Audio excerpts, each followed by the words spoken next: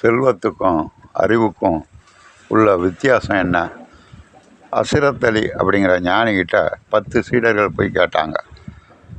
10 பேருக்கும் விதவிதமாக பதில் சொல்லணும் அப்படின்னாங்க. சொல்கிறேன்னாரு.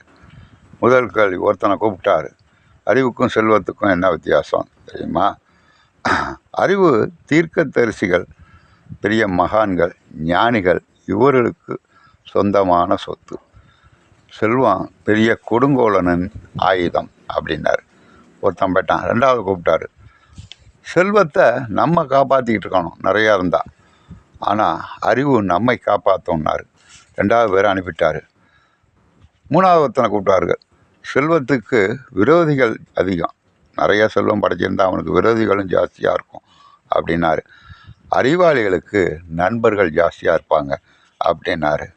4வது ஒருத்தனை கூப்பிட்டாரு. செல்வம்